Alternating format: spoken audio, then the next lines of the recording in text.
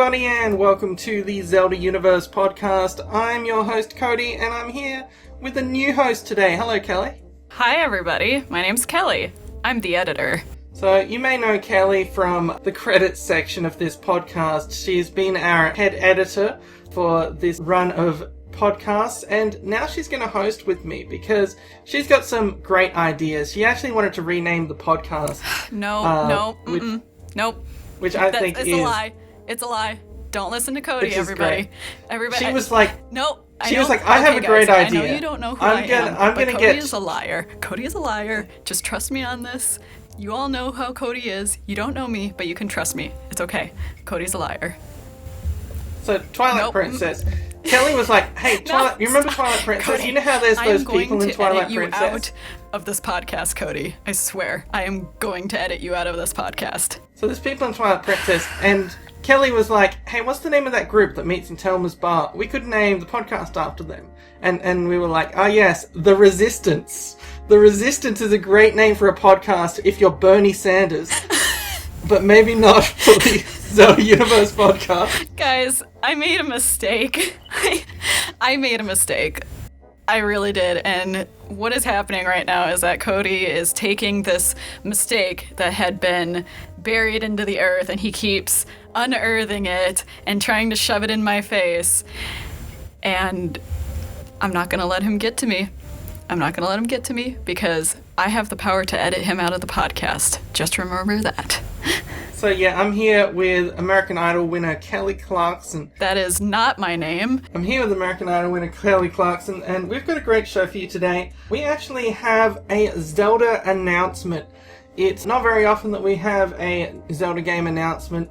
At a recent Nintendo Direct, Link's Awakening was confirmed for a remake for the Nintendo Switch, so that's some exciting news, isn't it, Kelly? It really is, honestly, because the Zelda franchise has never had a 100% remake, and I think this is something that a lot of people get on board with because Link's Awakening is an older game, and a lot of the younger generation who love The Legend of Zelda haven't played that, or they don't even know what a Game Boy Color is, which is very sad. So having something, this old game that most of the older generation is going to know and love, and now the younger generation is going to learn to love, I think it's going to be really great. I'm really excited for it.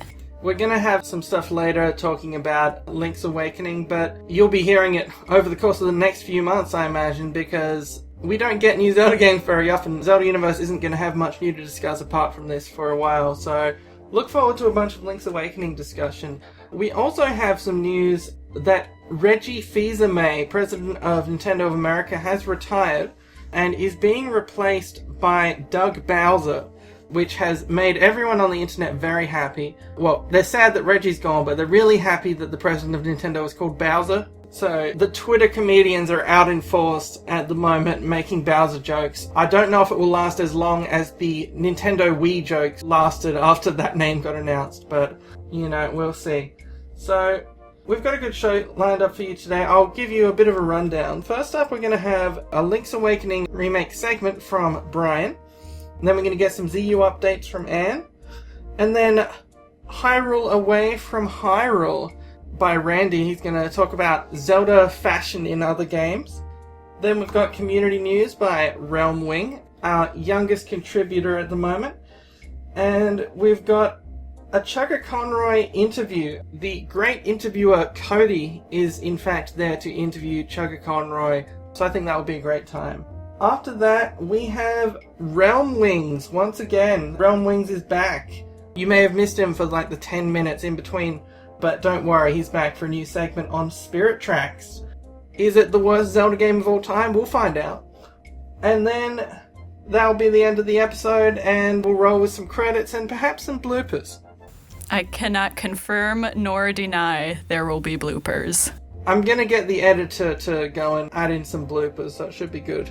The editor, you mean me? You know, the editor's always good for telling her to do some things, and she'll be like, oh, okay, I'm from America. Yeah, good times. Do you like my impression? I'm going to edit you out of this podcast. I will edit you out of this podcast. You know, I don't know, for our lovely listeners, I don't know which would be more preferable. Should I edit Cody out of the podcast, or should I edit myself out of the podcast? So then you just get random ramblings of Cody. Look, Random Ramblings of Cody is in fact a very popular podcast segment, so that's what's happening. Let's head over to our first segment about Link's Awakening. Thanks, Brian.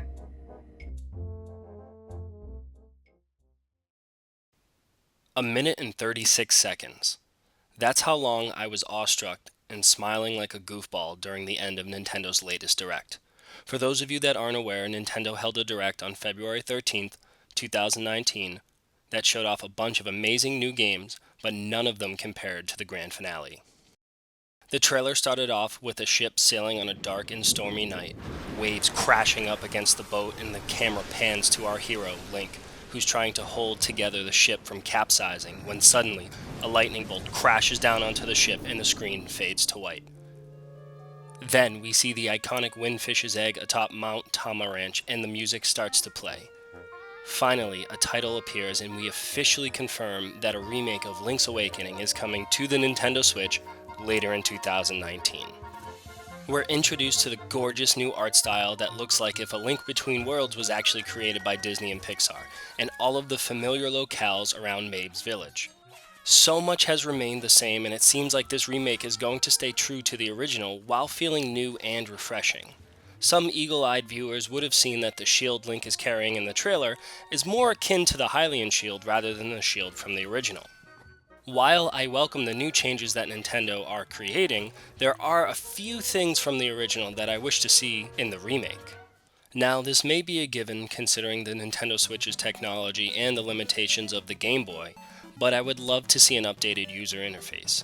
Who wouldn't like to have more than just 2 items equipped at a time, and items such as the power bracelet to always be equipped rather than having to switch it out, put it to B, switch that back over to the sword. Let's just have the power bracelet be attached to the R button. It's just always there. Link can always carry and pick up the rocks that he needs to. Let's get rid of the cumbersome switching between items back and forth.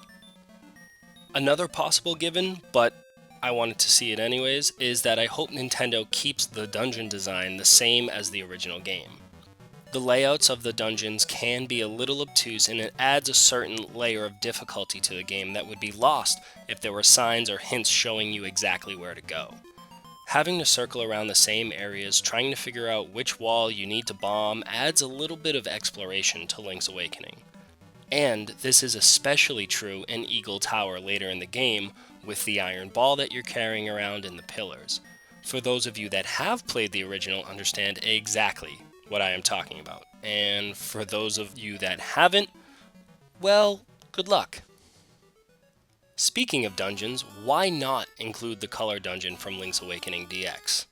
That's right, this isn't the first remake for Link's Awakening. Back in 1998, Nintendo re-released Link's Awakening for the Game Boy Color that included a, quote, fully, unquote, colored world and the inclusion of a few additions not seen in the original Link's Awakening. The Color Dungeon was a completely optional dungeon that rewarded players with new garbs for those brave enough to complete it. Players got the option of the red clothes, which doubled your attack power, or the blue clothes, which halved your damage taken. However, you were only allowed to take one at a time, and if you wanted to switch them, you needed to replay the entire dungeon to switch from the red to blue or vice versa. Unfortunately, you were never allowed to go back to the green clothes once you picked the red or the blue. So, in the Switch remake, I hope to see the inclusion of the Color Dungeon and the option to switch between the green, red, and blue clothes on the fly, so that way you don't have to keep going back and forth, recompleting the whole dungeon just to switch it out. Another addition in Link's Awakening DX was the addition of the camera shop and photographs that you could collect around the world. Similar to the memories in Breath of the Wild, these photos are scattered throughout the world and players could collect them and actually printed them out if they connected a Game Boy camera printer to their Game Boy Color. It would be amazing to see these photos recreated in either the anime art style of the trailer or the new art style of the game itself. However, I would love to see a vintage filter that would allow players to see the original photos the way that they appeared in Link's Awakening DX back in 1998, along with the new art style. Apparently, Link had a lot of things to collect around Koholint Island because the next thing that I hope makes it onto the remake is the seashell collecting. The secret seashells are hidden throughout the island, and legend says that something good is bound to happen to those who find enough of them. And I don't want to spoil anything here, so without spoiling it, believe me, you want to collect these things. There are a total of 26 seashells on the island, but 3 of them are actually time sensitive and you can miss them completely. Fortunately for us, you only need 20 in order to find out what that something good entails, but I would love to see that the collecting of the seashells, and I would actually like to see the 3 missing time sensitive ones to be removed from the game, so that way completionists can collect all 26 and not have to do a replay the entire game, so that way they collect all 26 shells. You'll find these shells hidden underneath rocks or in the bushes, or sometimes you'll actually have to do a certain quest in order to find a seashell, but these are all great little side quests that I would love to see in the remake that not only appeared in Link's Awakening DX, but also the very original one, Link's Awakening. And my final hope wouldn't exactly be seen in this remake, but I wanted to include it anyways because I'm just so freaking excited about this game. Since we are already seeing a new 2D Zelda engine, why not use this resource in order to remake Oracle of Ages and Seasons as well? The original 2 games used the same engine as Link's Awakening DX, so wouldn't it be a smart move for Nintendo to recreate those 2 games as well? That's right, yeah, I know you agreed with me. I know that I would buy them again, and I can't imagine there being any issue with licensing since Capcom has allowed Nintendo to re-release them on the eShop a few years back. Now, some of you may be unaware, but there was originally supposed to be 3 games in the Oracle series, but the 3rd game, codenamed Mystical Seed of Wisdom, never saw the light of day, and never actually progressed past the point of the codename. And I know, I get it. This is a complete, far-shot dream. But I would much rather see the release date of the 3rd game over the remake of Oracle of Ages and Seasons. And I know, some of you may be saying that this is treason of the highest order, and I should be imprisoned for even thinking it. But honestly, I would much rather the 3rd game to finally be made instead of Oracle of Ages and Seasons. Which I would love too, don't get me wrong. But I just really wanted to see what Nintendo had in store for us. It would be similar to Star Fox 2 coming out on the SNES Classic. 20 years later, this would be perfect for us to get a unreleased, unfinished game using the same engine as Link's Awakening remake for the Nintendo Switch. So, without any further ado, that's it for my rantings and ravings about Link's Awakening and what I'd like to see from the originals to make the final cut for the remake. Again, this game is slated for 2019 on the Nintendo Switch. It's so close. It's so close. But it's still crazy to me to think that a minute and 36 seconds can bring you back 20 years and allow you to relive all of those great memories. I can't wait to do it again.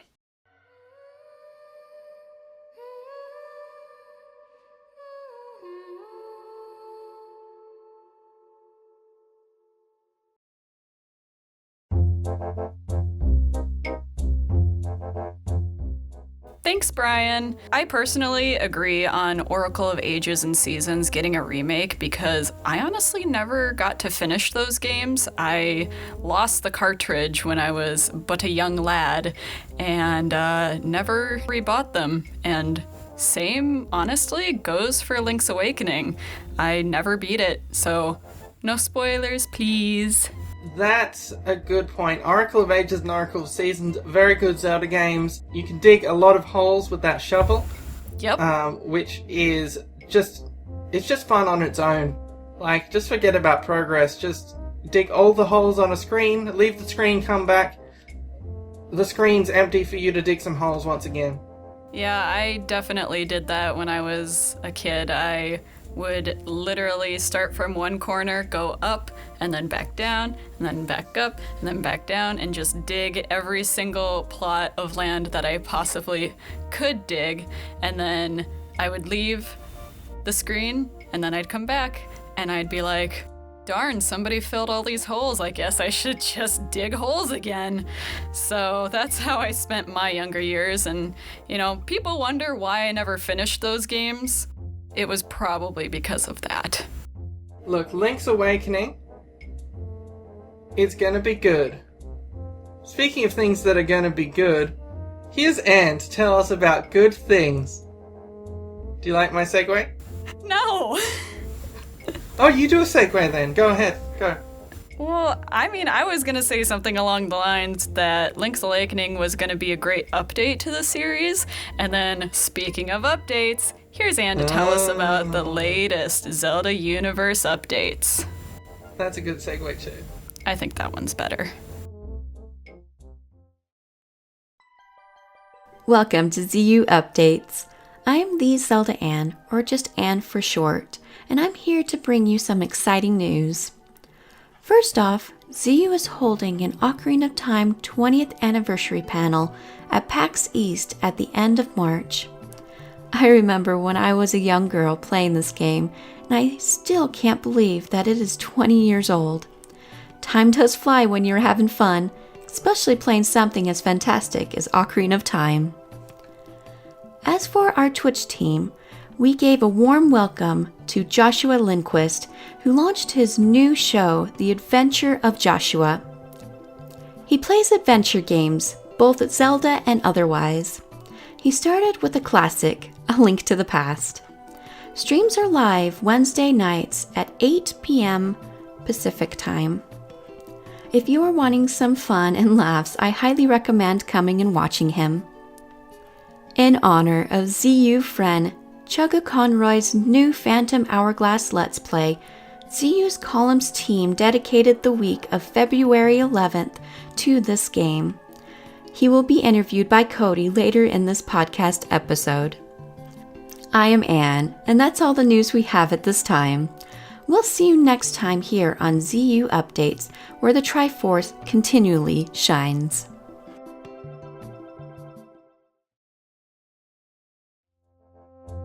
Thanks, Anne.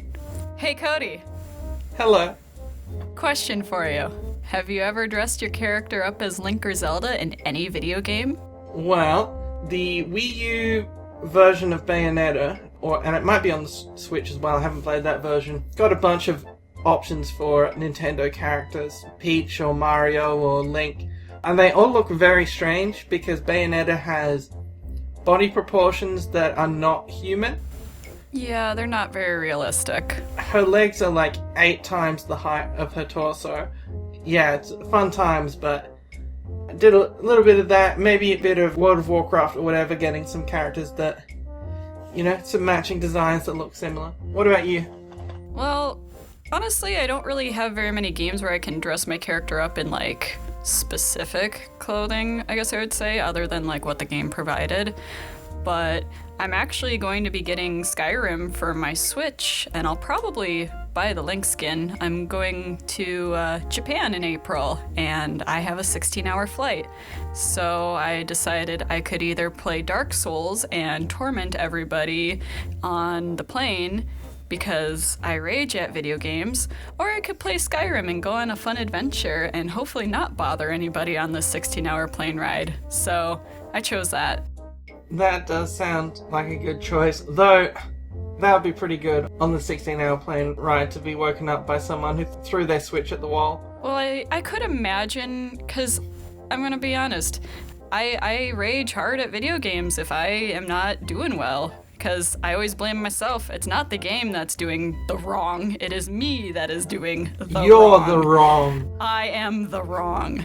So I would probably scream. I'd probably bang my head against the table or the chair. I would also have noise-canceling headphones on, so I'd be completely unaware to the people around me, and I would probably disrupting them very greatly, and we'd probably have to make an emergency landing so I could get off the plane in handcuffs. And I'd really, really like to enjoy my vacation in Japan, so I decided against it. We had problems with New Super Mario Bros. For the Wii, and it was not allowed as a multiplayer game for a while there because some people got real mad about who was stealing other people's mushrooms or throwing people off of ledges and things. I don't know why. You know, any multiplayer game where you can pick up your friend and throw him off a ledge is a great game. Except for Triforce Heroes. Speaking of games in which you can dress up as Link, here is a segue to a segment from Randy. Not a good segue, Cody. Not a good segue. Okay, hold on, let me try again. Skyrim and Bayonetta are just a few of the games where you can dress up as Link. Segue. Randy's gonna do a segment about Zelda fashion. Yeah, alright. Let's go with that. That's probably the best one I'm gonna get out of you. Segue!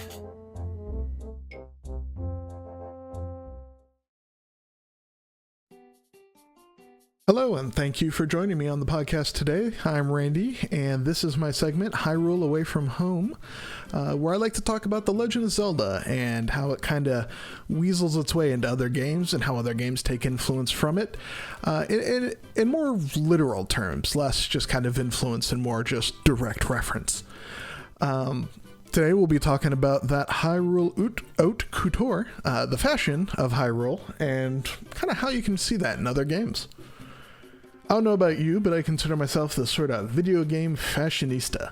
I love taking my game characters and putting on my own little fashion show. Even in Zelda games, fashion has been an oddly important mechanic. Different colored outfits change your abilities, masks give you strange and new powers, and one time, your hat was the sidekick. It's a secret to no one that dressing up characters as my favorite Zelda cast is a big go-to for me in other games. Breath of the Wild actually gave me the best between worlds, letting me dress my Link up in varied costumes. You can either find me preparing for the harsh climates of Gerudo Valley, or donning my outfits of my favorite Zelda characters and capital H heroes. Hyrule Warriors, it should be noted, was one of the first games to offer Link and friends a whole wardrobe to spruce up their outfits, not conferring any kind of abilities. They even added a fairy companion system where you could swap outfits on and out, and those did give little ability buffs, but more on all that some other time. So, do you want to strut your style savvy with your favorite Zelda clothing in other games? If so, then take these fashion judgments to heart, because we're going to look at that sweet Hyrule haute couture and how other games wear it.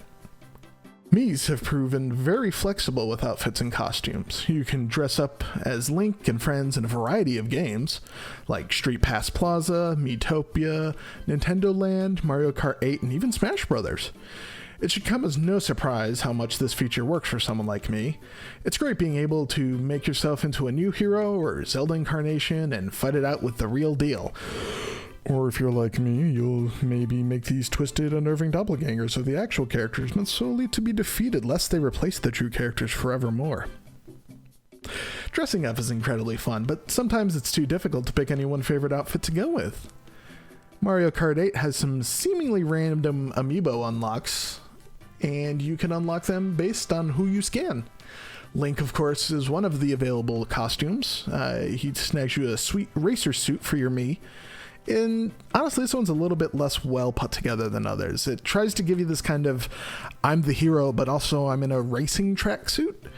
And, you know, it's got the standard Ocarina of Time Link colors, the very vivid green and the white kind of pant legs over the full racing suit, so it's not quite as skin tight in some places. But the helmet it's just this green with like this weird yellow fire design, and it's easily one of the weakest of all the unlockable amiibo costumes in Mario Kart 8, honestly. And honestly, you can just be Link. Both two Links, Champion Link or classic Skyward Sword Link. Animal Crossing has evolved in costuming over its iterations, and in Animal Crossing New Leaf, you have more options than ever. You can collect complete heroes' outfits, some neat side character masks, and accompanying furniture. For a game with such a huge focus on fashion, it is sometimes difficult to put together a full outfit based on your favorite character. So unless you're okay with wearing Majora's Mask with your best pink shoes and turnip shirt, well, your hero outfit was the only way to go. That was until the Welcome Amiibo update. Thanks to new visitors like Epona, Wolf Link, and Ganon, there's a whole bunch of new home decor and outfits to purchase. Epona will sell you saddle-themed leather tank top. Ganon will sell you his ocarina-styled Ganondorf clothing since he's too big and blue to wear them anymore. There's new outfits for Sheik, Zelda, and even Medley, whose shirt goes really great with the beak accessory. The Hero of the Wild and Between Worlds shipped some outfits of their own. Heck, even Wolf Link will send you a shirt based on his own fur pattern.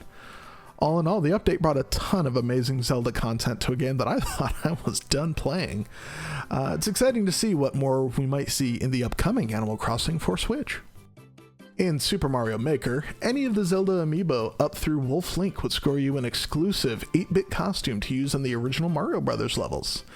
These could be randomly acquired through playing the 100-man Mario as well, amongst all the other costumes, of which there were over 100. The outfits work really well, actually. Setting this mystery mushroom to one of the Zelda-inspired costumes gives you this kind of whole little fanfare when you acquire it based on which character you are. It also unlocks a little bit music snippets, item noises, stuff like that, and it looks good. You know, it's running in the old NES Mario levels. It's just fun. It kind of reminds you of like old Flash projects or something like you might have seen online. And honestly, there really wasn't a bad one of these costumes in the bunch, even for Wolf Link and Midna, who technically never were 8-bit. Like, they still just kind of fit well enough. Also, people could make their own levels tailored to each of these characters. You know, I've seen swimming levels with Link, which looks kind of funny, but then you see him dive into a dungeon, you know, go in the underground, stuff like that. It's really just neat looking the whole time. Mario Odyssey, by the way, supported a fun dress-up mechanic. Didn't really confer any bonuses, but it was just really fun, you know, dressing up the Mario however you want. Supposedly, at one time, there was a file dedicated to a Link costume somewhere in the Mario Odyssey data.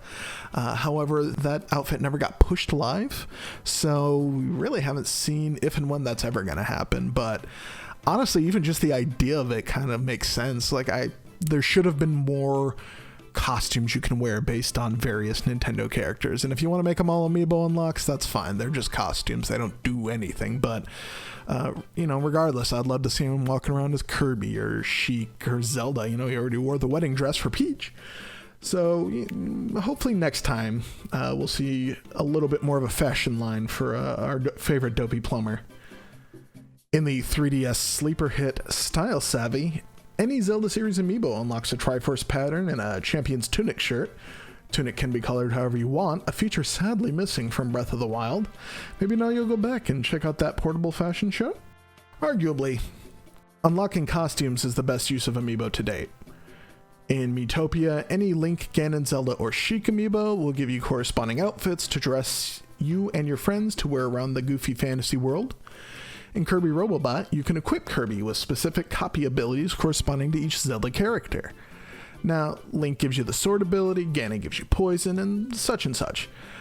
There's no special costume part for these per se, although sword copy ability obviously is inspired by Link's hat. But it is kind of unfortunate because if you have the Kirby specific series amiibo and you scan them in to get an ability, their ability comes with a full costume. You know, hammer ability where you look like Day-Day-Day, stuff like that. So would have been kind of cool to see more of that, but overall it's still just a cool idea that you can just scan Nintendo characters and get relatively similar powers. Nintendo games aren't the only place to hang out in your hero duds. In Bayonetta, one of the exclusive costumes for our favorite Angel Slayer is designed after the hero's tunic. In an interesting historical note that seems hilariously backwards, Platinum Games originally submitted a fairly conservative outfit for Bayonetta. This is likely because most people in the industry are aware of Nintendo's general avoidance of risque outfits. So even though Platinum and Bayonetta are known for very sexually aware outfits, they decided to play it safe when talking to Nintendo. However, it was Nintendo themselves who sent back a redesign featuring more skin and open clothing with a note that basically said, "Sexier, please." And sexier it was. In Fatal Frame made another Black Water for the Wii U. There was an interesting, if not super obvious mechanic where the more the main character was wet, the stronger their power was. It was tied to a water. Of course, this meant risque clothing and all wet and pretty looking, I guess, but it did come at the cost of lower defense. Sure. Some of the outfits were apparently deemed too steamy for Nintendo of America. Upon localizing it, a couple of those costumes were completely removed and swapped out in favor of Zero Suit Samus's blue spandex and Princess Zelda's dress. I will say, Twilight Princess's dark, brooding atmosphere has nothing on sporting that regal gown in the waterlogged, ghost-infested ruins of Fatal Frame. One of Japan's biggest franchises, Monster Hunter, has seen plenty of Zelda love on 3DS and Switch. It comes in the form of exclusive quests to unlock pieces of armor and weapons designed after our hero in green. Somehow, it always just kind of looked natural in the Monster Hunter setting. It just fits so well. It's honestly a surprise we haven't seen anything come kind of back towards Zelda from that world. Let's face it, Link in the Rathalos armor would have been a heck of a spectacle to watch in Breath of the Wild. You know, now that I'm thinking about it, we got that Xenoblade Chronicles 2 Rex costume in Breath of the Wild, but nothing ever went back to him. That seems like a missed opportunity, but Some other interesting appearances include a Japan-only One Piece game, where various Nintendo character costumes can be unlocked with specific amiibos. The character Rorona Zoro gets a Link costume befitting of his sword-slinging style. Diablo 3, recently released for the Switch, has an exclusive Ganondorf outfit that you can apply to any of your gear you're currently wearing, thanks to the game's transmogrification system. Basically, you can make your armor look like whatever the better armor you have ever worn is. It seems kind of weird for one of the heroes to be dressed like Ganondorf and Lady Ganondorf respectively, but when they are dressed that way, you can kind of give it a little more interesting evil is triumphed by way more evil spin. And finally, Skyrim Remastered for Switch features a Champion of the Wild outfit, with accompanying sword and bow. The idea is great, but the contrast of the vivid Breath of the Wild colors and the more gritty, drab world of Skyrim just don't quite mesh as well as you'd hope. Of course, video games don't have to be the only place to show off your favorite Zelda gear. ThinkGeek.com has some amazing Zelda-inspired outfits, especially from Breath of the Wild. You can get a hat based on Daruk, there's a scarf based on Rivali, and just all sorts of really nice pieces of clothing that, honestly, if you didn't know Breath of the Wild, you probably wouldn't know they were video game related, and that's always kind of my preference and style. You know, I always hate just having like the logo emblazoned on a t-shirt. It's less fun. You can also find costume weapons and toys to sort of fill in the gaps, like Breath of the Wild Link's bow and arrow, and other things like that. Of course, Amazon and Party City USA also have some costumes for the Legend of Zelda series, and those are, let's say, of varying quality. While we still wait for the hero of style, we'll probably have to stay happy with more costumes and dress-up mechanics like we saw in Triforce Heroes. Someday, Ganondorf, Zelda, and the hero will have to duke it out on the runway to earn their pieces of the Triforce. But until that day, let us revel in our green threads across worlds, physical and digital. Get out there and strut your love of Zelda for the whole world to see. Thanks, Randy. So, Kelly, Hello. do you think Zelda games will keep getting remakes with Link's Awakening? What should be next in the remake list? That's kind of a loaded question because everybody likes their own Zelda games. Like I said before, Oracle of Seasons, Oracle of Ages, that would be awesome to get a remake with them, especially if they want to keep going with the same cute little style that Link's Awakening looks like it's going to go. They look like little clay figures, and it's almost like a stop-motion game. It's super cute. I really, really appreciate it. I mean, I could honestly say I'd even enjoy seeing a Skyward Sword remake. Not necessarily with the graphics, because I think the graphics are fine. I think it's a beautiful game. I just honestly don't like the motion controls, and I think a lot more people will enjoy that game if it didn't have motion controls. Yeah, the Skyward Sword, I think, it's next in line in the sense that Ocarina of Time, Majora's Mask, Wind Waker, and Twilight Princess have all had remakes or remasters or whatever. HD versions. Or HD versions or 3DS versions. Yeah, so Skyward Sword would be next on that list. And aside from that, Zelda 2 would need a proper remake so that it wouldn't be bad. Let's be honest here. Is there such thing as a bad Zelda game? Aside from, like, Twilight Princess, not really. If Wait, you have problems excuse with me? what I just said, you can write feedback podcast@zeldauniverse.net. They're all gonna be feedbacks from me saying how Cody is very wrong. Twilight Princess is like Zelda for babies. Do you think Wand of Gamelon should be remastered or remade? Yeah. Or the Faces of Evil? I mean, I think they just need to be re-released. I think they're pretty much perfect. I don't think there's any improvements that could be made to them. There's absolutely nothing wrong with that. They're just straight gold. I don't know why people don't play them anymore. Yeah, well, aside from the fact it will cost them like $1,000 to get a working Philips CDI, I just hope that the CDI games will get a proper re-release alongside the Zelda cartoon. Yeah, that would be great, wouldn't it? Yeah. Well, excuse me, Kelly. How did I know you were gonna say that? Well, excuse me, Kelly. I'm editing you out of the podcast. Anyway, here's the community news.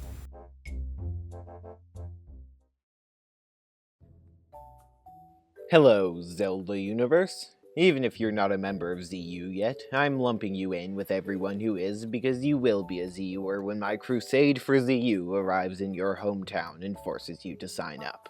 Now that piece of surprising news is out of the way, I'm Realm, and it's time to take a look at what's hip and happening in the ZU forums. It's the community news. The Winter 2018 awards have officially wrapped up, and Lady Sunshine is currently seeking feedback on how you think it went. She has a designated thread for that kind of thing in Community Central. So, if you had a problem with the voting phase being given to the mods, the smaller number of rewards, etc., or if you liked that stuff, please voice your opinions. They will be taken into account for the next award season. And thanks to all who participated in the Winter Awards, and congratulations to all the winners. If you missed the results, they're in the Community Awards board.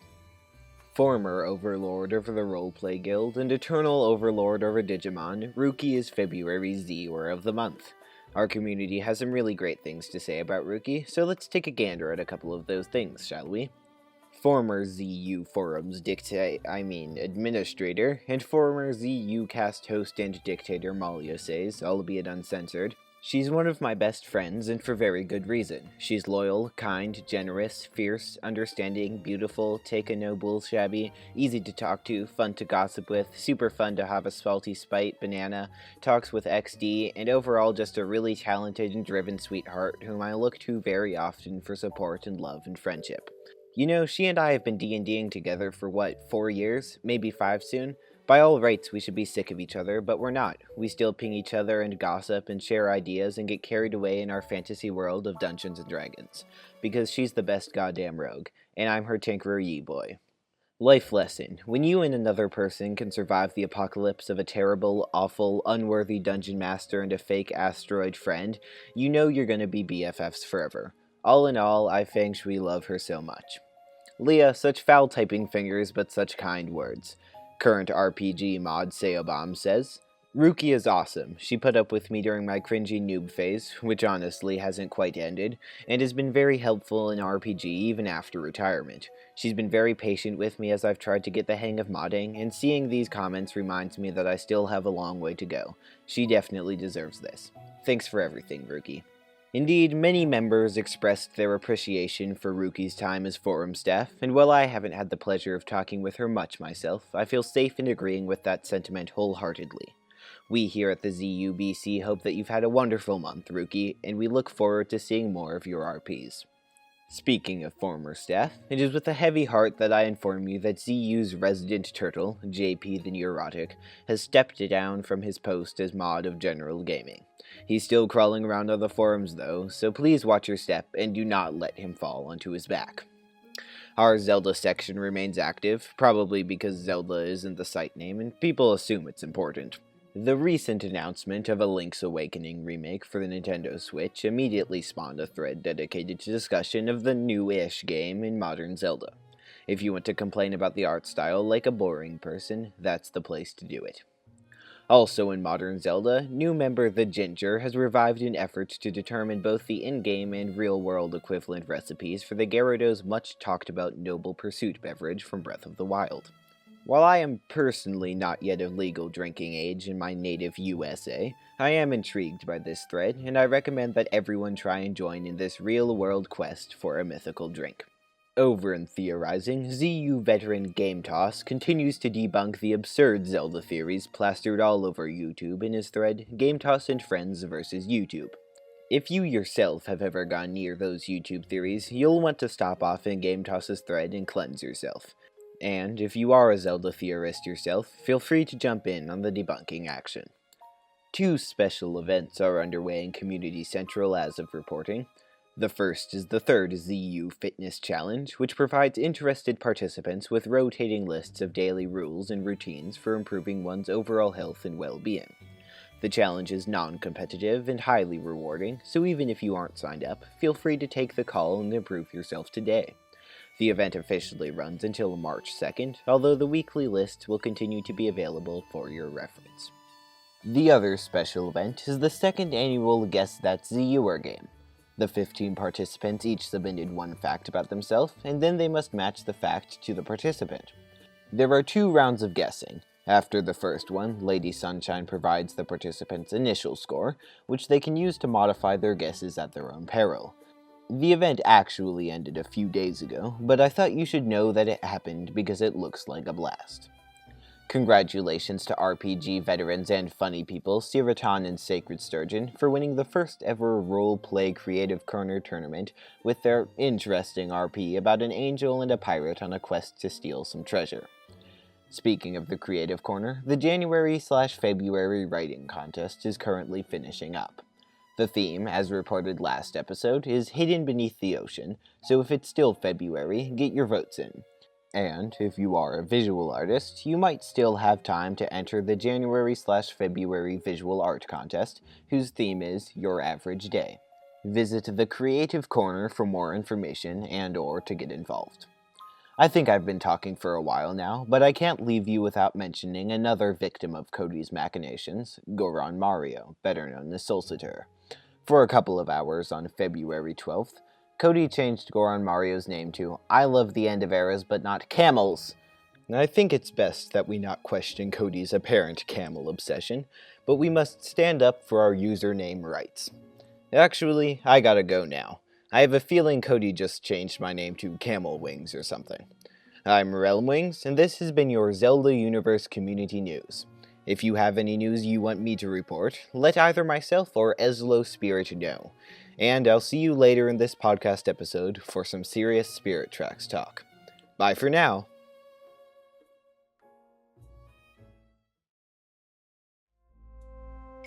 Thanks, resident 14-year-old RealmWings, the very young person who is very young.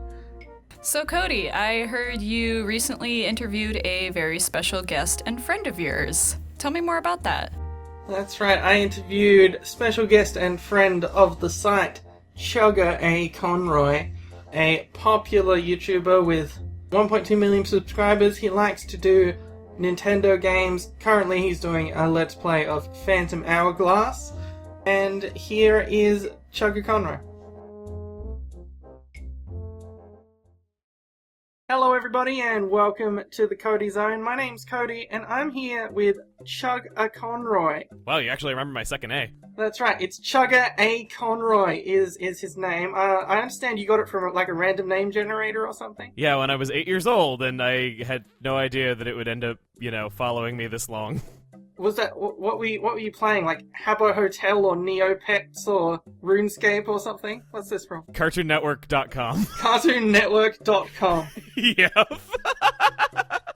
Well, there you go. If you want to get a good name, go to CartoonNetwork.com, and you too may be the next Chuggaaconroy. Everyone always forgets my second A, though. I don't know how good of a username it really is. Yeah, well, what does the middle name stand for? What's the middle A stand for? I've never actually canonically stated that.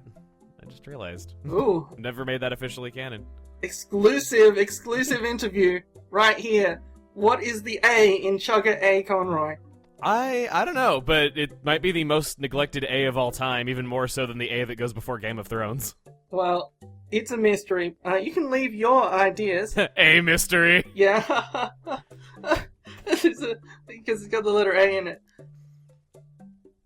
Welcome, everybody. This is Chuggaaconroy. Hi. Chuggaaconroy. Hello. And I'm here to interview him, in fact, because this is someone you may have heard of, because he has not one follower on YouTube, not 2 followers, not 3, I'm not going to count this all the way up to 1.2 million, but 1.2 million followers on YouTube right now. So, Chuggaaconroy, who are you? Who am I? What an existential question. Okay.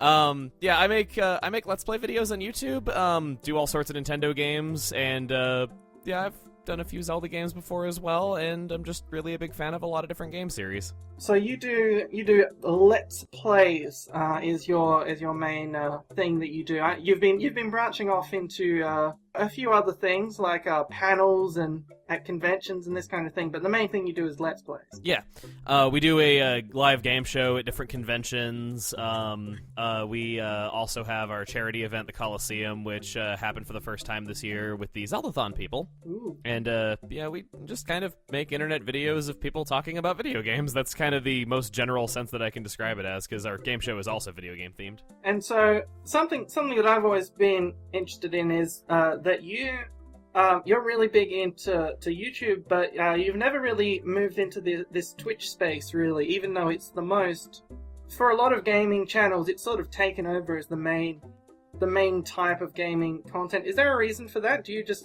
prefer certain things about doing it, the old way? Well, personally, I think first and foremost, I'm an editor. That's what I enjoy doing. I know that a lot of people don't, but I enjoy the process of editing, and I like making produced videos, which isn't really what Twitch is for. But it's kind of funny that we're talking about this right now, because one of the reasons why I had never used Twitch, ever, was because my username was already taken.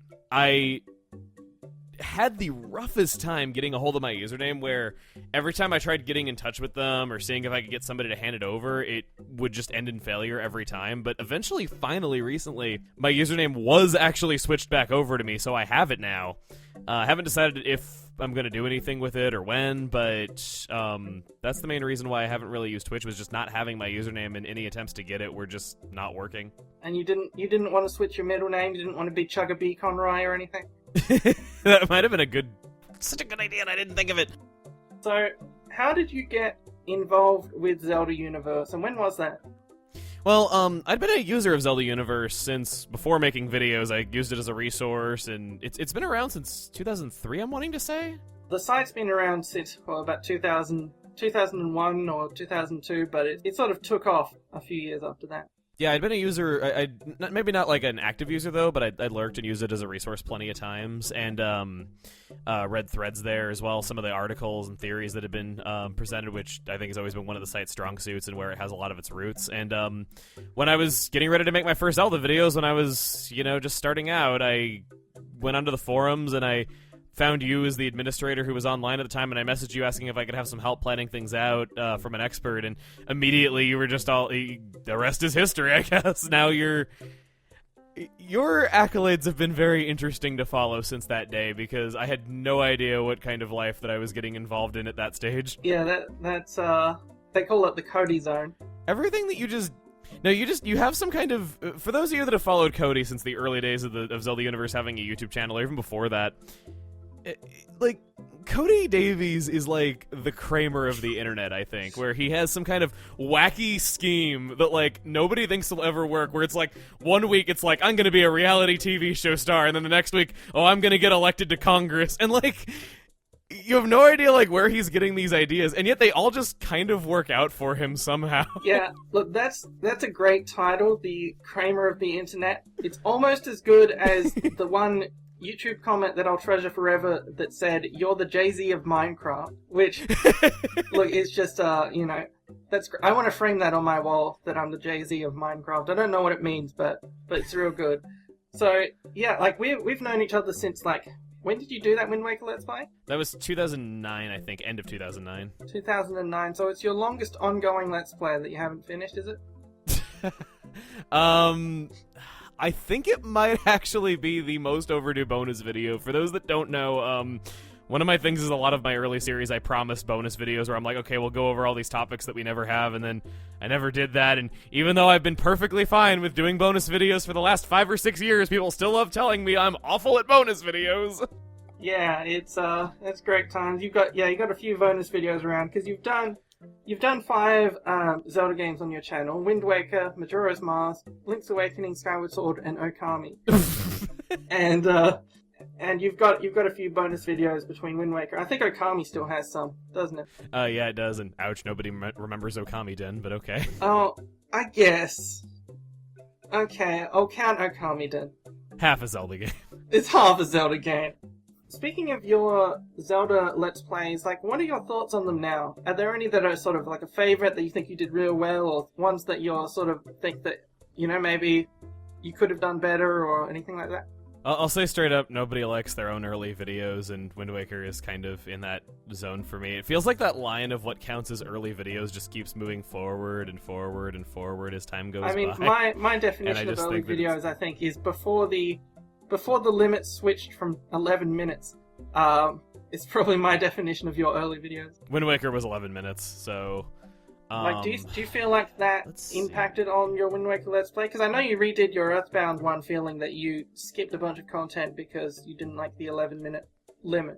Yeah, I had to kind of rush through like a speedrun and didn't really get to show a lot of things or stop and smell the roses, and that's kind of what that game is. But yeah, Wind Waker was definitely in that early period. Let's see. I think Skyward Sword was very fun to do. It was really, really fun just showing the characters to people and...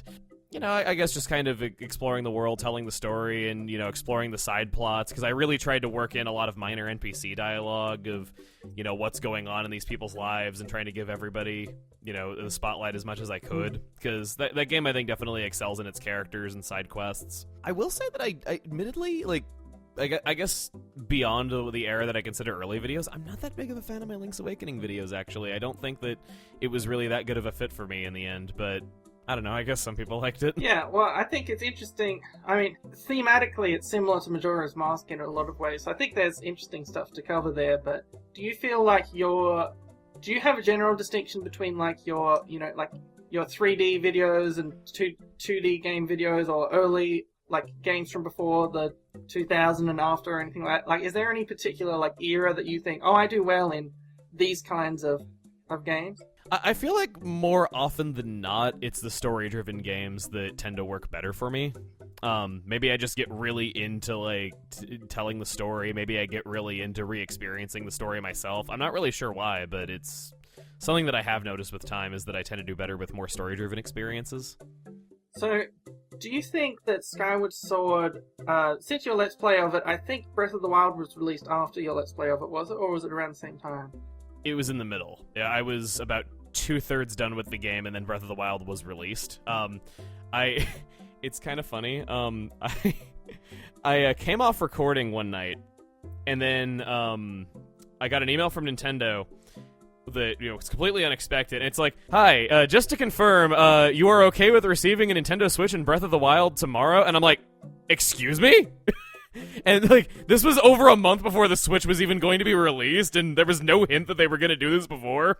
So when they said that, I'm just like, all right, okay, excuse, all right.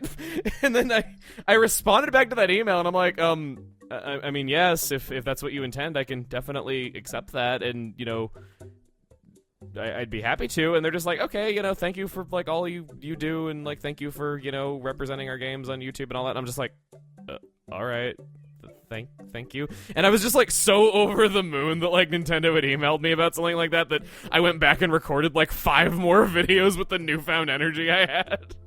So do you feel like that changed, the release of Breath of the Wild changed your views on Skyward Sword at all? Was there anything that, like, your perspective on Skyward Sword changed during the Let's Play because Breath of the Wild had come out? I think that it was good that I'd played Breath of the Wild around the same time, because, a lot of the ideas that they had for Breath of the Wild, they'd actually had since around Twilight Princess or so, and you can see shades of them trying to do something like Breath of the Wild in both Twilight Princess and Skyward Sword. So it was kind of interesting to see where those ideas began, because Breath of the Wild and Skyward Sword actually do have a lot of similarities. And I think that even though I did kind of get to see what those ideas would ultimately become, and I felt like that did, I guess, date Skyward Sword a little bit, there's also the fact that it did give me a greater appreciation for the storytelling, because the presentation of the story is top-notch. I do wish that Skyward Sword got to be the first one with voice acting, but I'm not personally, like, I don't personally dislike Breath of the Wild story, but I do think that Skyward Sword definitely does win out in story presentation. Yeah, actually, on the topic of Breath of the Wild, what are your thoughts on it? Is it a real Zelda game? Boy. Okay. My words for this are actually lifted from the Zelda Universe panel at MagFest last year, because I think it puts it so succinctly. No one has ever said Triforce Heroes doesn't count as a real Zelda game. Yes, it counts. You know, it is a sort of a departure from something like Skyward Sword, but, like, do you think that that's something that, like, is that a positive move? Because you like Skyward Sword, yeah, you know, but was it a positive move to this other stuff in Breath of the Wild, do you think? I mean, I do like Skyward Sword. I do think that the last third of the game is definitely the weakest, where they just have you revisiting the same areas again for, you know, second time over, and not a lot changed. I do like the game, though, but I do think that Breath of the Wild is a positive move. I think it was high time to try new things. They had these ideas for a very long time, and you could see them. Again, like, the fact that Skyward Sword and Twilight Princess have a lot of similarities to it, you can see that this is where they were going with it for a while.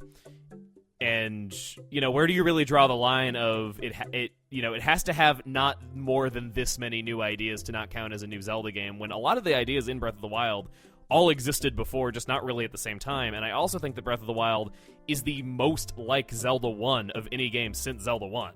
Yeah. And with that argument, you could say that it's the most Zelda-like game that there is, if you really consider the original game to be what the series, you know, should be. I don't personally think that way, but I think that there is an argument to be made there for people who do feel that way.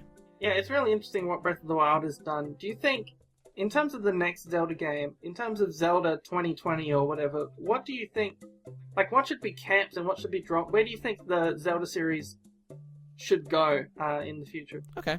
I actually do like the shrines. I do like them a lot. I'm not sure if I'd have that many of them if it came at the expense of having big dungeons throughout the world. I don't think I'm alone in saying that I want more than 6 large dungeons in the world, because I think I would like to see that a bit more. Shrines are nice for a pick-up-and-play kind of thing, because it was always nice whenever I was waiting someplace and it would give me something to do that I could do from start to finish. With the Switch being portable, I think that was a good fit. I'm fine with the open world. I'm fine with the items and how they worked. I'm fine with weapon durability being a mechanic. Personally, I don't dislike the weapon durability. I know that it feels really weak when you first start the game, but it encouraged me to try new things in ways that I don't think I would have otherwise. Yeah, a lot of people felt like the bosses were a bit weak. Yeah, I can agree there. And that the dungeons, they felt like the dungeons didn't really count as big dungeons. What did you think of the 4, Flying Bird and Movie Camel and all of their friends? All the animal friends. Well, I have to say that that Varuda, I hope I have the name right, the Zora one, that one really blew me away the first time I did it. Not so much for the dungeon itself, but just the spectacle of getting into it for the first time, and that being the first dungeon that I'd found. That was an unforgettable moment where I'm just like, okay, wow, that was just entering the first dungeon. Wow. I think that was one of the highs that I had in that entire playthrough. I like the creativity of moving the dungeon itself to change things inside of it, but I will say that as, I guess, a traditional Zelda dungeon, I think that actually Link's Divine Beast was the most like that. I think that, it is... I felt like it was longer and bigger than the other two. I felt like it had a lot more to do. It felt a lot more like a traditional Zelda dungeon, how fitting that it's Link's dungeon. Yeah. Well, actually, my favorite dungeon in the game, or which possibly the best dungeon in the entire series, is Hyrule Castle in Breath of the Wild. Yes, I was going to get to that after that, but I agree with you. What do you like about it? Well, it's just the atmosphere and the fact that they bring you into it early in the game, like they trick you. At just some random stables, there's just some guy saying, "Oh, could you go get me some like weapons from the Hyrule Castle?" And you're there with like 3 hearts, and you go, "Sure, great, that sounds like great fun." And you go in and you're being shot by lasers, and there's towers, and you get locked into rooms with horrifying monsters, and you're trying to sneak around this giant evil disaster zone, and that was just like a really great atmosphere. Mm. I can agree there. I actually didn't find that quest until near the end of the game. I took a really off the beaten path after getting off the Great Plateau. Yeah. So I didn't have that experience, but I agree with you. The atmosphere is great. I like how just it takes a familiar location, makes it very threatening in a way that I don't think had been done quite to that effect before. Even though Dark Hyrule Castle has been a dungeon in Minish Cap, Twilight Princess, and a few other times, I think that it was done to the best effect in Breath of the Wild. So, that's your thoughts on The Legend of Zelda. What are your thoughts on your own future prospects? Do you think in 20 years, are you envisioning yourself as a Let's Player who's gonna, sit in his rocking chair and wag his cane? Or are you going to be like, oh, I'm going to take my skills in video production and try and get into the TV industry or something? Like, what are your plans for, I guess, if YouTube doesn't last forever? Okay, well, I know that YouTube will not last forever. Everyone's day will come eventually. Like, that just happens. It's the nature of the beast. I would like to keep doing this as long as I can because I do really like doing this. I like making videos for the internet, and I would gladly do it as long as I still realistically could. There's always this thought, like I remember in my early 20s I was thinking that, when I'm 30, it's going to, I'm going to be way too old to be doing this. It just isn't going to work anymore. But meanwhile, I see Lucajin being in her 40s, and she's still as great as ever, and, I would never think of her as, an age or anything like that. She's just a really good personality, and that does give me a lot of hope and motivation for thinking that, maybe there is no, too old to do this. I guess if you, past YouTube, are you happy to continue in, I guess the space of, because there's the production side of things, there's the release side of things, and then there's the fan side of things. Are you still wanting to do something for a big audience, or to interact directly with an audience? Is that something that is of interest to you? The interactive nature is something that's very unique to the internet, I feel, and I feel like that's part of the experience that I would always want to have if I could. Yeah. So that's part of the reason why I didn't just go off and try to work for somebody else. Well, good luck for the future, Chuggaaconroy. We'll end our interview here. If you have any ideas on Chuggaaconroy's middle name, be sure to let us know. I'd like to hear them too. Otherwise, you can follow Chuggaaconroy on his channel, and you can follow us on our podcast, and we'll have a great time. Well, thank you so much for having me. Thank you, everyone, and I guess I'll talk to you another time because I can never seem to get rid of you. Thank you. And give us one of your famous sign-outs. See you guys then. Peace. The pause. I love you, man. I love you, man. I love you, man. Wow, that was so good. Thanks, Kelly. I didn't even script it. No, we don't script anything here at what is it? Wait, what was that supposed to be? We don't script anything here at ZU. Ha ha ha! In any case, here is RealmWings.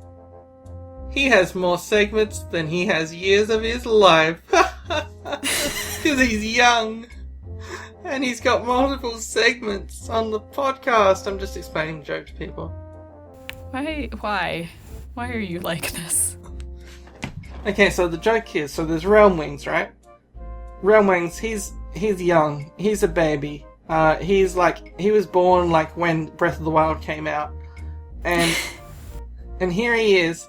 He's going to talk about Spirit Tracks, which that probably came out the year he was born. So, it's a great time. Spirit Tracks, what do you think about Spirit Tracks? I like Spirit Tracks. I didn't really have a problem with the game.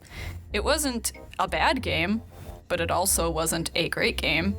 I think it was pretty limited by the handheld aspect of the 3DS, but I really appreciated the fact that you had to actually use the microphone to blow into it when you were trying to blow the musical, whatever that musical thing was called.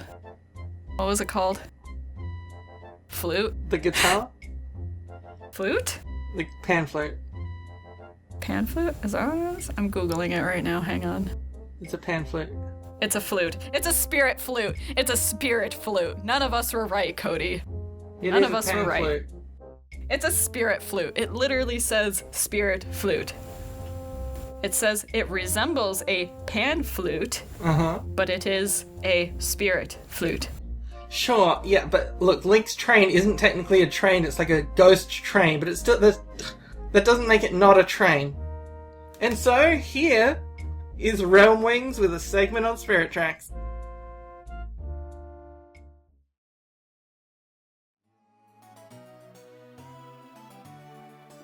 Hey everyone, Realm here, and today I'm here to talk about a game. That game is, of course, Mario Super Sluggers. Perhaps one of the greatest pieces of art attributable to humanity, the game plays on various biblical correlates to... I'm sorry? This is the ZUCast? Okay, well, this isn't what I signed up for. Though, do I have to? Fine, I'll do it. No, you don't need to monitor me, I swear I'll do it. I'll figure something out. Oh, for God's sake, I swear the Lego Star Wars incident was a one-time thing. What? It's a good game. Okay, from the top. Hey everyone, Realm here, and today I'm here to talk about a game. A game that, frankly, has a weird place both within the community and the series. That game is The Legend of Zelda Spirit Tracks. Seldom discussed and even less often praised, the game is one of the entries in the series that has just kind of disappeared from the discussion and the collective consciousness of the community. It's been left in a bit of a gray area. It has its fans and its detractors, but both groups are relatively small, meaning it's really barely ever discussed. I haven't forgotten though, nor will I till the day I die, and I see it as my personal duty to tell the world about this game. So, to begin, a quick primer on the game's history. Spirit Tracks was released in 2009 for the Nintendo DS, only having one re-release to date, being its Virtual Console port to the Wii U in 2016. The game was scored by the legendary Koji Kondo and directed by Daiki Iwamoto, who also directed Phantom Hourglass, the game's direct predecessor, as well as having had roles in the development of Ocarina of Time, A Link to the Past, and Four Swords Adventures, and would go on to work on Skyward Sword, direct The Wind Waker HD, supervise A Link Between Worlds and Triforce Heroes, and act as assistant director for Breath of the Wild. As just mentioned, the game is a direct successor to 2007's Phantom Hourglass, both in the sense of plot, coming timeline-wise several generations after its predecessor and featuring at least one character in common, as well as in the sense of gameplay and style, both artistically and basic gameplay-wise being almost identical. Now, that's enough boring history. This segment is, after all, why you should play the game, not why you should be aware in extensive detail of the career of Daiki Iwamoto. So, why should you? We'll begin at the title screen. When you first open the game, you will see a lone train in a black void, the only sound of the workings of the machine. It's a little mysterious. Why are you in a void, train? Where are you from, train? Are you really who you say you are, train?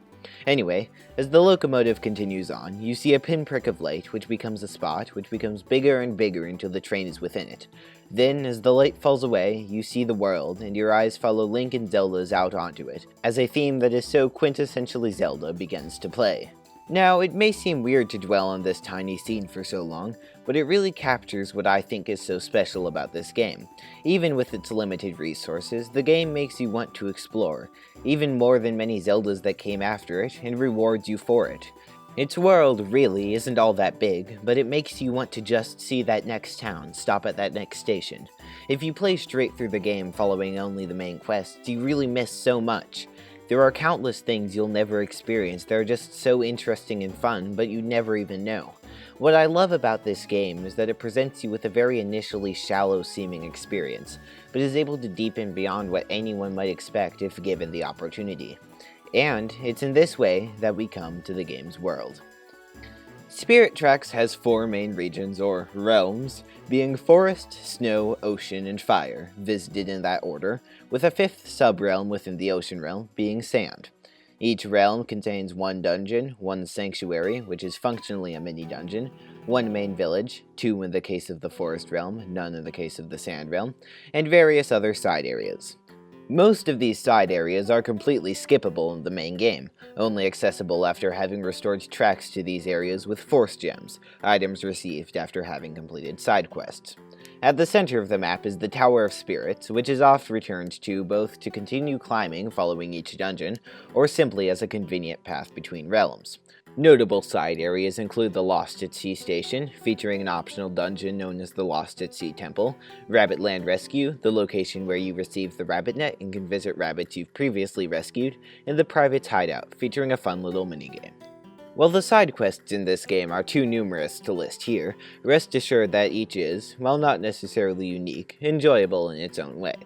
The vast majority of these quests are some sort of escort mission in which you have either a passenger that you are chauffeuring and must keep happy, or a product that you are delivering and must not damage. Both things are done in similar ways, but that's more a discussion for the upcoming gameplay section and will be discussed there. Aesthetically, the world is, while not incredibly detailed due primarily to hardware limitations, extremely vibrant and alive. From the birds following your train and pigs grazing in the fields, to rabbits hiding beneath almost everything, to the occasional bandits or pirate attacks, the world feels alive and lived in and is a pleasure to go through, not just something to buffer different areas. Even when just going between areas, the travel never really feels like a chore because it's just so enjoyable. Each town has people standing around, working, or simply going about their business, adding another layer of immersion. Close to the world are the characters, of which there are a wealth of. Of course, I don't have time to discuss them all here, but among my favorites are Nico, the old pirate with many stories, Linebeck III, a businessman with a proud ancestry, Ferris, the traveling photographer and train enthusiast, Angine, the sage, and the postman, because his outfit is just so cute in this game. Of course, again, there are countless more that I'd love to talk about, but time is always too short. The game features 3 main races, being the Gorons, who inhabit the Fire Realm, the Anuki, or Anauki, I never really knew how to pronounce it, who inhabit the Snow Realm, and of course the Hylians, who inhabit both the Forest and Ocean Realms. Beside these 3 races, there also exists the only original race in this game, the Locomo, a race of humanoids with mechanical, wheelchair-esque bottom halves. There are 7 Locomo characters in the game, 5 of whom are sages, being Embrose, Carbon, Steam, Gage, and Rail, one of whom is Angine, the guardian of the Tower of Spirits, and one of whom is Byrne, or Byron, there's another one I don't know how to pronounce, corrupted apprentice of Angine. None of the Locomo characters, save Angine and Byron, serve significant plot purposes outside of helping Link to find the next dungeon, but are each unique and interesting all the same, and are featured in several side quests. Angine and Byron, however, have a fascinating story of an old master and a trainee tempted into darkness. Speaking of which, since I'm not actually going to discuss the story of the game in any significant fashion to avoid spoilers in case this segment inclines someone to play the game, I'll briefly discuss it now, alongside perhaps the most important character in this game, as well as one of the best in the series. The story of Spirit Tracks really doesn't do a whole lot out of the ordinary. It has a fairly standard, even for Zelda, good versus evil story that, though not featuring Ganondorf, very well could have without compromising the story, with little to no nuance outside of a single area, Zelda. Perhaps the series' least nuanced character, she's really the last one you'd expect to be most interesting in a game with such a standard story, and yet, here we are. While Zelda's character certainly doesn't do anything groundbreaking, especially considering characters outside of the Zelda series, she is a wonderful breath of fresh air both for Zelda as a character and the companion character archetype generally. While the series' most generally hated companions, namely Navi or Fi or Fire, whatever, are mostly just along for the ride, so to speak, not really having any personal motivations or reasoning in the story, Spirit Tracks' Zelda has, while not incredibly deep, a meaningful story that's easy to get invested in. The game really feels like The Legend of Zelda because, when it comes down to it, she really is this game's main character, with Link being the companion. And, even though I haven't been exactly flattering to this game's story, that isn't to say that it hurts the game.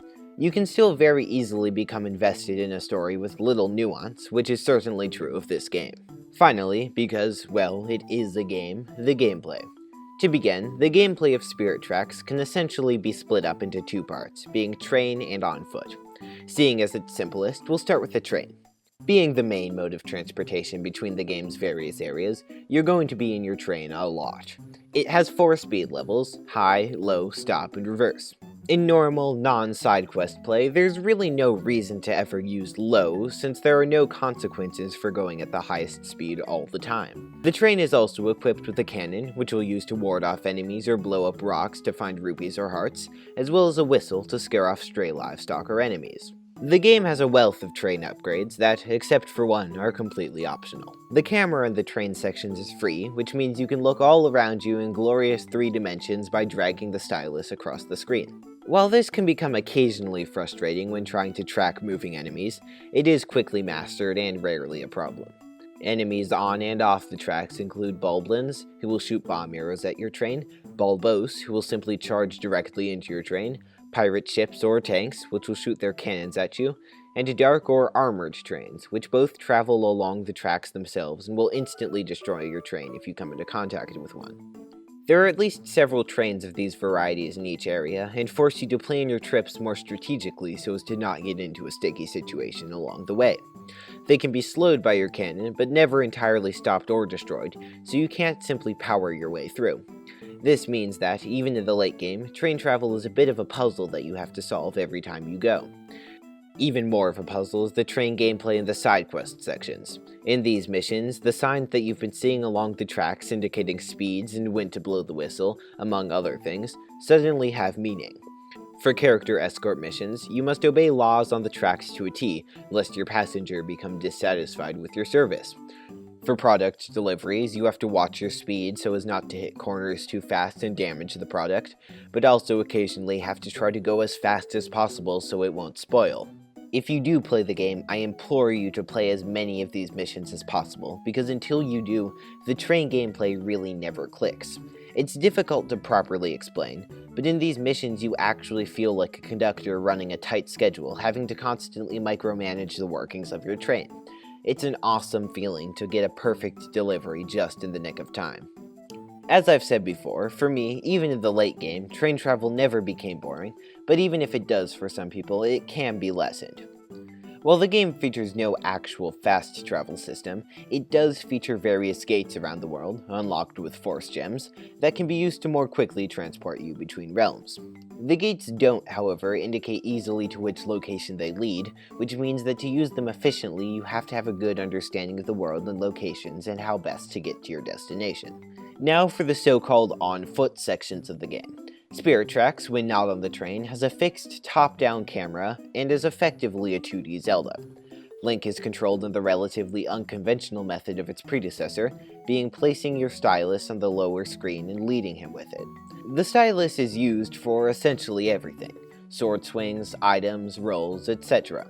While this control method is at times cumbersome, I'd say that overall it is more innovative and fun than it is unpleasant. More complicated sword maneuvers can at times be frustrating, but the combat is never hectic enough for this problem to become very noticeable. Usage of old items such as the bombs, boomerang, and bow, as well as new items such as the sand wand, whirlwind, and whip, however, is much more precise than anything that preceded it, and in the case of at least the boomerang, anything that succeeded it. The bombs can be thrown directly to a point instead of being simply dropped or thrown an automatic distance, while the boomerang can be perfectly directed by drawing its path with the stylus. Despite an odd playstyle, the item gameplay and combat is surprisingly tight. Combat feels hard-hitting, and though the game purposefully never throws too much at you, still challenging and rewarding for more skilled players. While you can play through just using the sword and items only when necessary, you can also, as with almost any Zelda game, use your items in new and creative ways to defeat enemies more efficiently. While this isn't by any means a feature unique to Spirit Tracks, the more intricate control over your items offers more options and combinations for such strategies. Closely linked to gameplay is the game's dungeon, which is why they're being discussed here and not in the world section. Spirit Tracks, as has been discussed before, has 5 main dungeons, being forest, snow, ocean, fire, and sand temples, as well as one Temple of the Ocean King reminiscent dungeon split up into small pieces and revisited after every main dungeon, being the Tower of Spirits. The tower is structured like, well, a tower, having you clear a floor after each main dungeon, eventually making your way to the top. It is vastly superior to the Temple of the Ocean King in the fact that it, as opposed to forcing you to travel through everything you've already beaten on each return trip, simply has you enter at the next level up from where you finished on your previous visit. While many seem to dislike these sections, I personally found them enjoyable mini-dungeon style challenges and, though a bit linear, having enough variety and theme in enemies on each floor to keep it feeling fresh each time. For the main dungeons, as clearly evidenced by their names, they don't have much going on in the originality department, but are still enjoyable. I'd argue that the dungeons, though fun, are actually the game's weakest link, early ones at times far too easy. You certainly won't get lost in these, but that's not necessarily a detriment, and difficulty isn't for everyone. The dungeons certainly aren't uniformly unenjoyable, and each offer at least something fun and unique. That said though, if you're a player for whom dungeon difficulty and individuality is an integral part of your experience, this game may not be for you. That said though, in discussion of games and really anything, we tend to get really caught up in superlatives. The best to this, the worst to that. I don't think that Spirit Tracks is the best Zelda game, but I do think that it's a good game. It's a game that I think you'll have fun playing. I don't write this to convince anyone that Spirit Tracks is better than their favorite Zelda or anything. If any one person hears this and decides to play the game and enjoys themselves, then I've done my job. So, if anything should be taken away from this, it's that every once in a while, we should take a break from our games of the year and give some love to a game that's just pretty good. And hey, hopefully enjoy ourselves while we're doing it. This is Realm, for the ZUBC, signing out.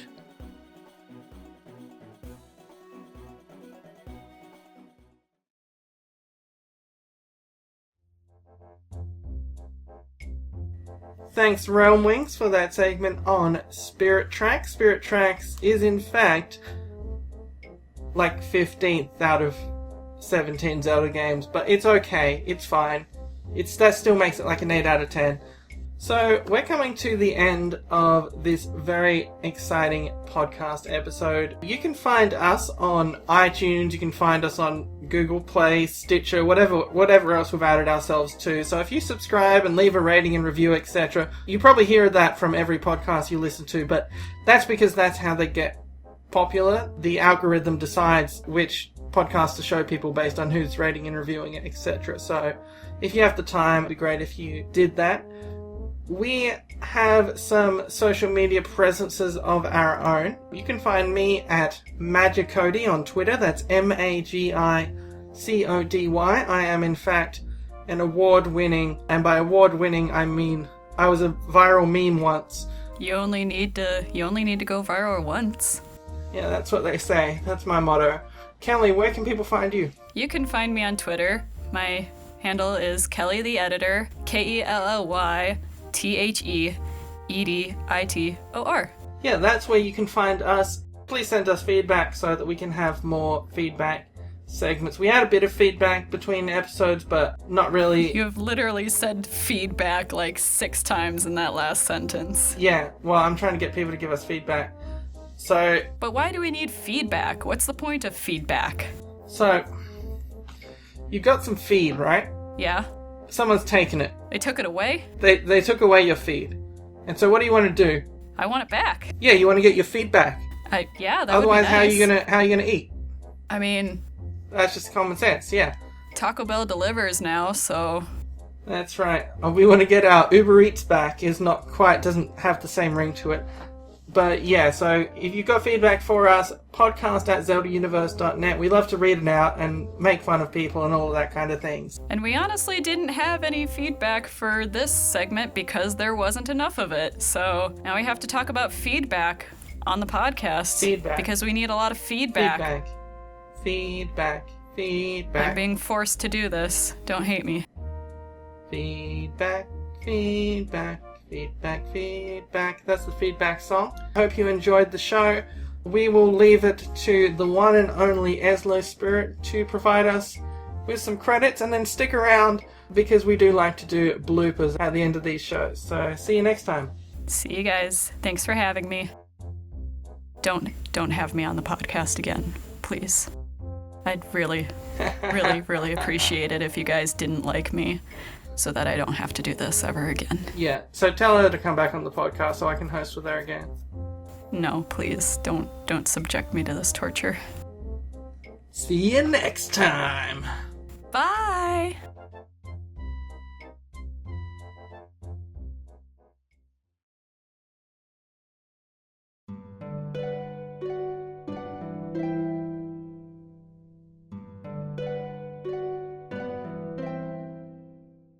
Well, that was, interesting. Thanks for sticking it out through the shenanigans in this episode of the ZUCast. Let's do the credits thing. In case you somehow missed this fact, today's hosts were Cody Davies and the oh-so-brave Kelly Timmerman. Brian Thomas shared some of his hopes and dreams for the newly announced Link's Awakening remake for Switch. The Zelda Ann returned to report some ZU updates from across the Zelda Universe network. Randy Marr finally gave us another installation in his recurring Hyrule Away from Hyrule segment, this time examining some Zelda-esque fashion found outside of the series. RealmWings gave us a double helping of his voice this episode, first in the community news, and then in a segment about my personal favorite handheld Zelda, Spirit Tracks. Cody interviewed special guest and friend of ZU, Chuggaaconroy, who is currently in the middle of his Let's Play of Phantom Hourglass, which you should totally check out on his YouTube channel, Chuggaaconroy. That's Chuggaaconroy.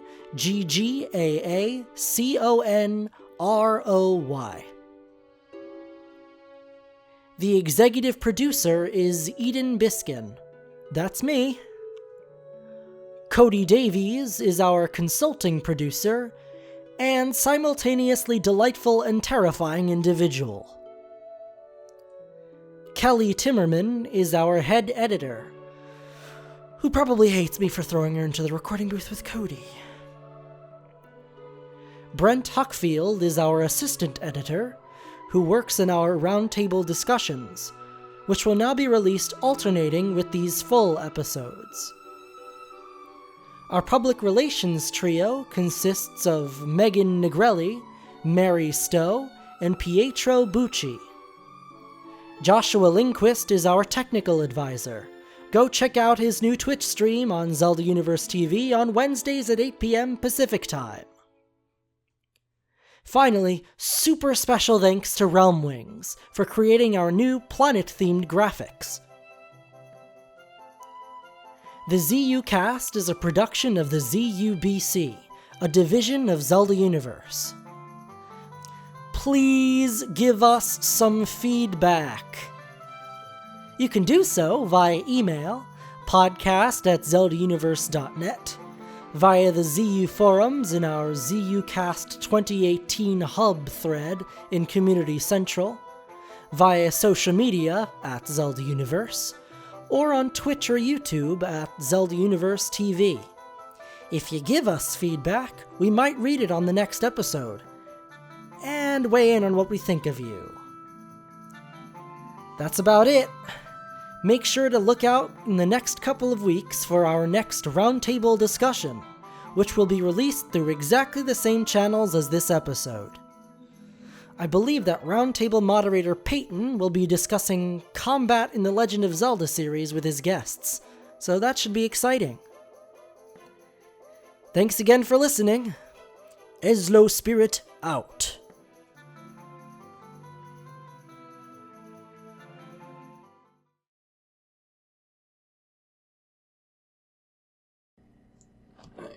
Okay, here we go. 3, 2, and here we go. Hello, Sorry. Oh, God. There's a blooper. I'm gonna be quiet. 3, 2, 1. Hello, everybody, and welcome to the Zelda Universe podcast. I'm your host, Cody Coast. Let's start again. Okay, 3, I'm 2, Cody, 1. Cody. I'm Cody. Okay. 3, 2, 1. Wait, you mean you, Cody? Not a separate Cody?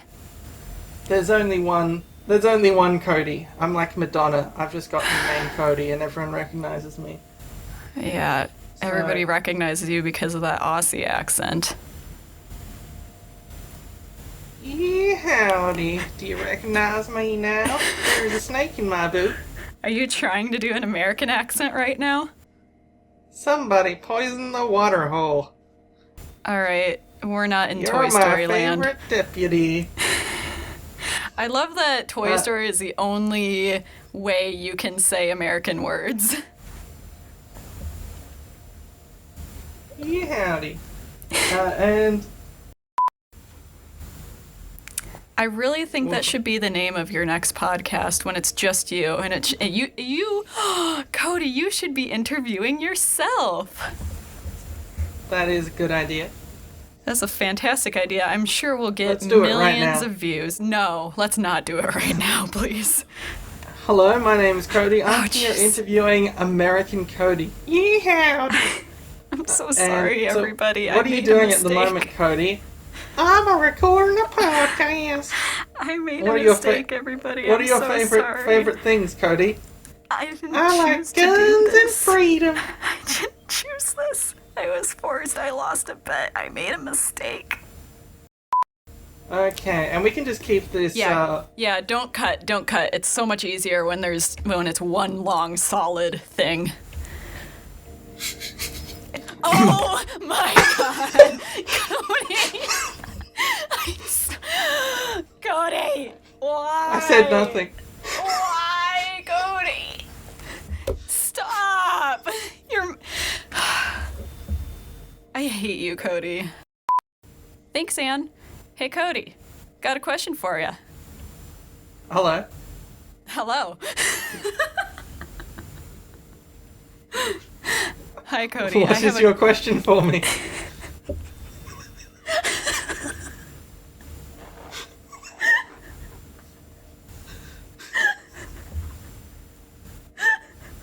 I can't come back from that. I was not expecting that. Derailed by hello. I can't with you. I can't. Into the bloopers it goes. Why are you like this? Thanks, Anne. Hey, Cody, got a question for you. Hello. I knew you were gonna do that. Why do I even let myself be subject to torment by you? Why do I allow this? Thanks, Anne. Hey, Cody.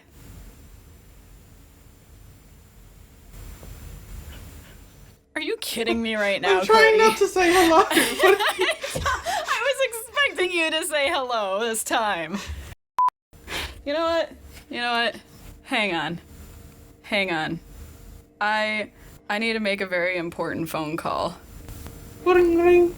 Hang on. I need to make a very important phone call.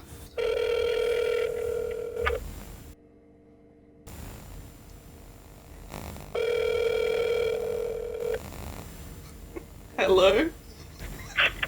Hello? Hi, Eli. It's Kelly. Hi. Why did you make me do this podcast with Cody? I didn't. What's our feedback email, Kelly? I don't know. Did you know that sometimes a chair isn't a chair? What? Did you know that sometimes a chair isn't a chair? I mean, sure, if a chair doesn't want to be a chair, it doesn't have to be a chair. A chair could be a table if it really wanted. Hey, when is a chair not a chair? When people aren't sitting in it? When it's a jar.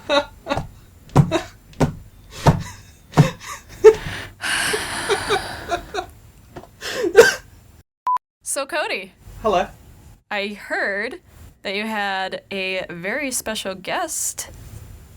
I do have a very special guest. Nope, let's redo that. I'm never gonna get through this podcast, Elias. I can't do it. I quit. Can you fire me? Elias, can you fire me on the podcast just so I don't have to finish? You know, I'm afraid that I don't really have any authority over this particular podcast area. Who's my boss then? Because I need to talk to them about firing me. Hello. Do you want to get edited out of this podcast, Cody? Do you want to get edited out of this podcast, Kelly? Are you just repeating what I'm Are saying? you just repeating what I'm saying? I'm gonna call Elias again. Ring. Hello?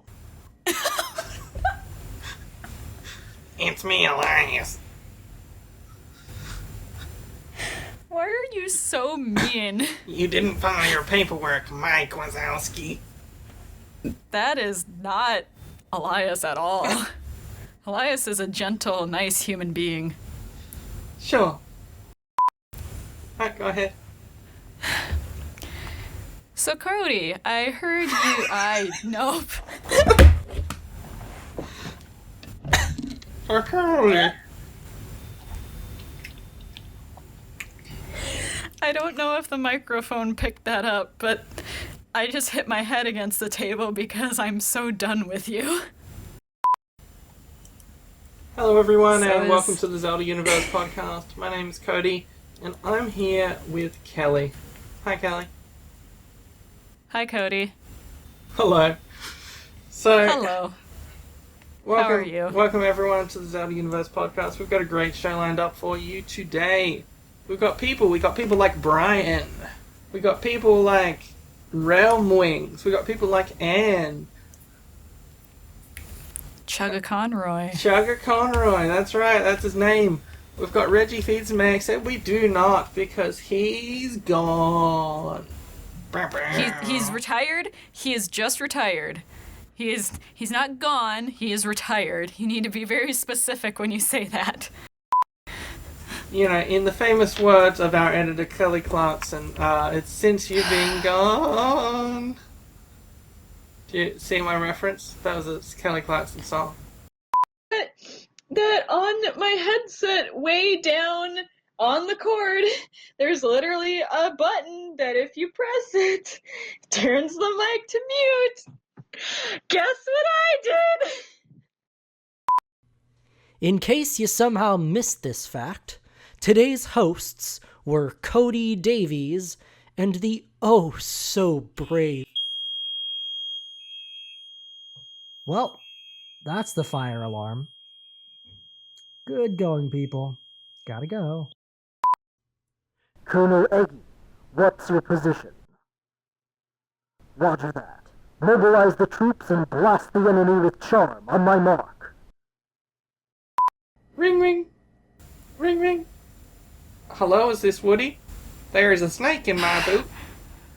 Hi, Woody. Cody, you're not funny.